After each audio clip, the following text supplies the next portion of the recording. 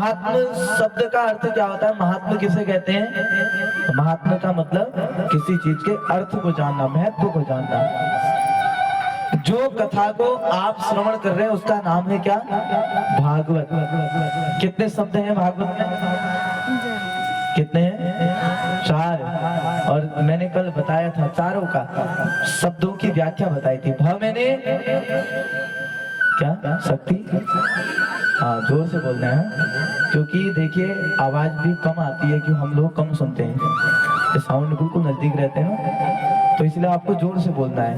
भ मैंने भक्ति, और ग मैंने ज्ञान, व मैंने वैराग्य, और त मैंने तपस्या। अब देखिए मैं चारों चीज बताऊंगा, आपके अंदर व्याप्त है कि नहीं?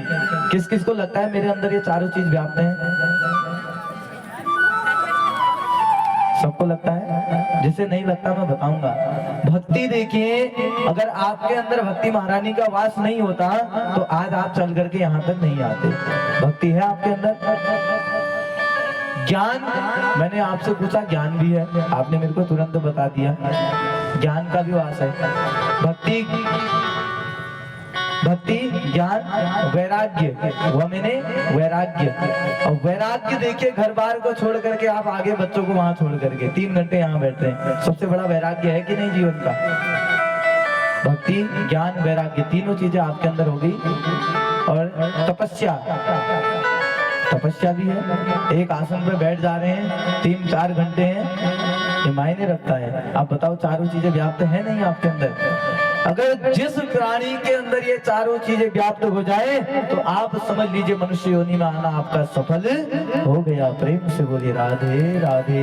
आप मनुष्यों का यह योनि में आना सफल हो गया है। जिसने अपने कानों से भगवान की कथा को श्रवण किया वह व्यक्ति कभी जीवन में नरक में नहीं जा सकता है, वह सदैव भगवान के परम पदों को प्राप्त होता है। जिस प्रकार कल की कथा में भागवत जी के महात्म्य में आप सभी ने श्रवण किया, वह भक्ति महारानी के पावन चरित्र को, वह भक्ति मैया जो ब्रिज धाम में रही, वृंदावन धाम गई, वहां जाकर नवयौवन स्त्री बनी, और उनके जो 2 पुत्र थे ज्ञान और वैराग्य, वो बुढ़े बन गए। लेकिन ये भागवत की कृपा ऐसी हुई, भगवान की जो ये कथा है, ये कथा से भक्ति मैया और ज्ञान वैराग्य सबके सब तर गए।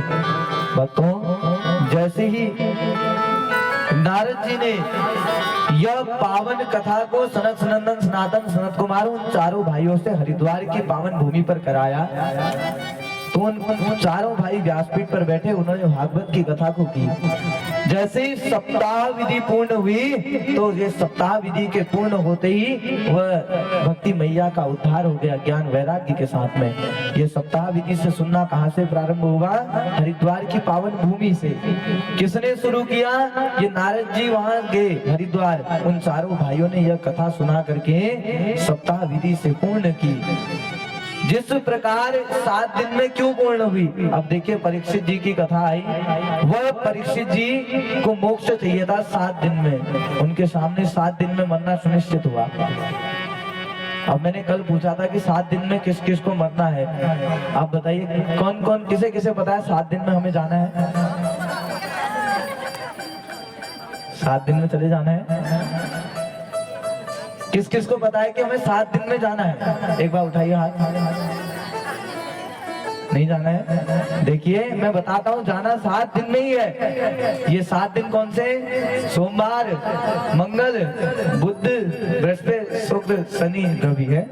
क्या इनके सिवा, ये 7 दिनों के सिवा दूसरे दिनों में जाओगे? इन 7 दिनों के अलावा दिन ही नहीं है, तो इन 7 दिनों में ही तो जाएगा हर मनुष्य, और जाता भी इन 7 दिनों में ही है। इसलिए मनुष्य के उद्धार के लिए सबसे सर्वश्रेष्ठ साधन बताया क्या? वह भक्ति मैया ने। बिनु सत्संग विवेक न होए, बिनु सत्संग विवेक न होए, राम कृपा बिनु सुलभ न सोए, राम कृपा बिनु सुलभ न सोई, आवत ही सर अति कठिनाई, आवत ही सर अति कठिनाई, नाई, राम कृपा बिनु आई न जाए, नाम कृपा बिनु आई न जाए, बिनु सत्संग विवेक न हो। ये 7 दिनों में मनुष्य अपना सत्संग से ही उद्धार कर सकता है।